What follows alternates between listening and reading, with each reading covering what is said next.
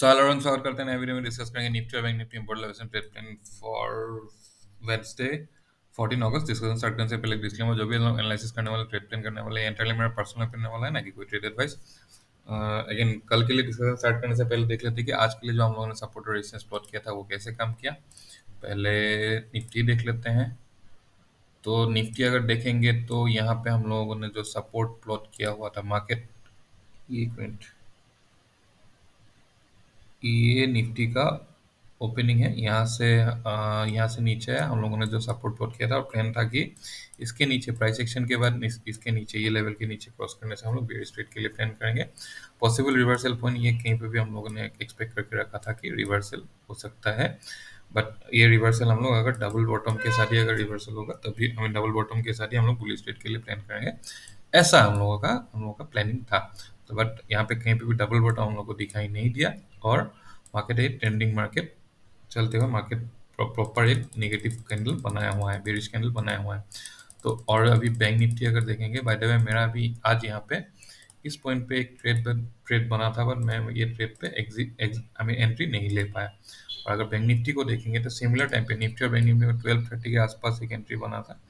ये ब्रेकआउट के ये ब्रेकडाउन के बाद यहाँ पे मेरे एक एंट्री मिला था, प्रॉपर एंट्री मिला था, बट इसमें मैं एंट्री नहीं ले पाया ना। अगर निफ्टी को बैंक निफ्टी को भी देखेंगे तो बैंक निफ्टी को भी जो सपोर्ट या रेजिस्टेंस जो हम लोगों ने प्लॉट किया था, ऑब्वियसली एक ट्रेंडिंग मार्केट ही था। और जो सपोर्ट लेवल्स प्लॉट किया था, रेजिस्टेंस का तो कोई काम हुआ नहीं, बट जो भी सपोर्ट प्लॉट किया हुआ था वो सपोर्ट के आसपास से थोड़ा सा पॉज लिया, बट रिवर्सल कहीं पे भी लेते हुए नहीं दिखा। नाउ देखेंगे कि अभी डेली टाइम फ्रेम में निफ्टी और बैंक निफ्टी का क्या हाल चाल है और 15 मिनट टाइम फ्रेम में हम लोगों के लिए क्या क्या सपोर्ट और रेजिस्टेंस कल के लिए हो सकता है। पहले देखेंगे निफ्टी।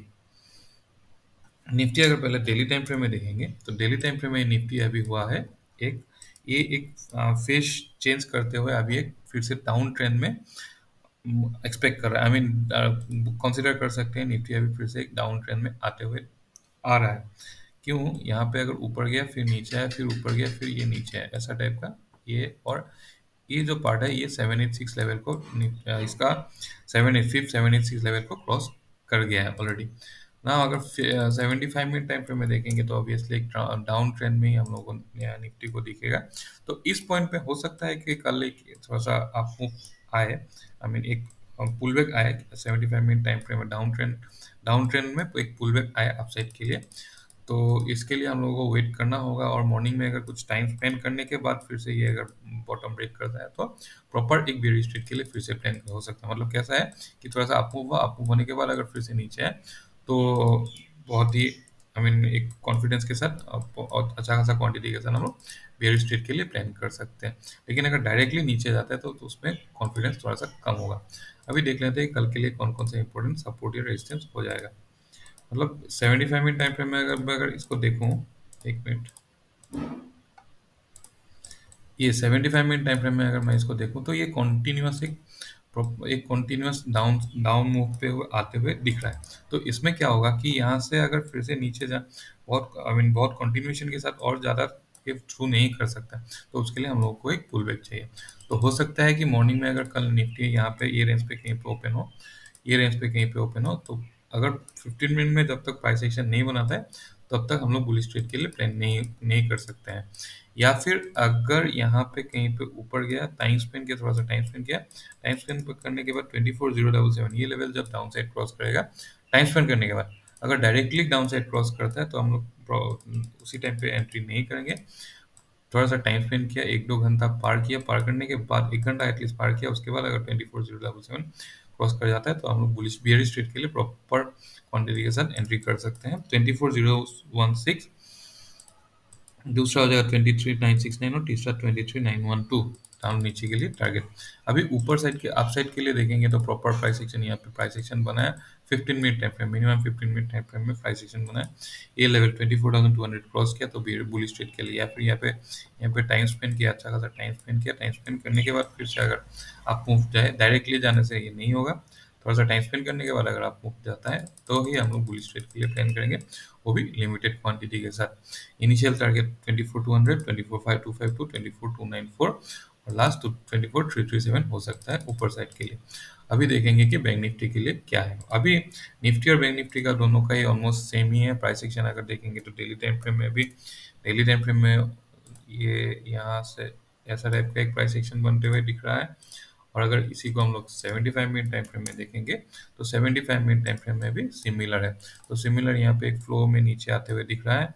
यहाँ पे कहीं पे सपोर्ट लेने के बाद एक पुल बैक हो सकता है। ये पुल बैक एक या दो कैंडल का एक पुल बैक हो सकता है।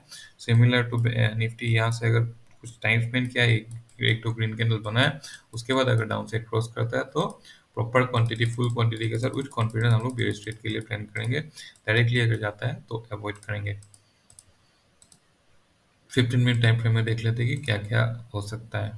ना डाउन साइड के लिए अगर देखेंगे तो प्लानिंग ये है कि टाइम स्पेंड किया या फिर एक घंटा एटलीस्ट यहाँ पे टाइम स्पेंड किया, उसके बाद अगर 49,789 या एक घंटा, ये एक घंटे का या 75 मिनट टाइम फ्रेम में ग्रीन कैंडल फॉर्म किया, उसके बाद अगर ये बॉटम को ब्रेक किया तो फुल क्वांटिटी के साथ बेयर स्ट्रेट के लिए प्लान हो सकता है। डायरेक्टली जाता है तो हम लोग फुल क्वांटिटी में बेयर स्ट्रेट में इंटरेस्टेड नहीं होंगे।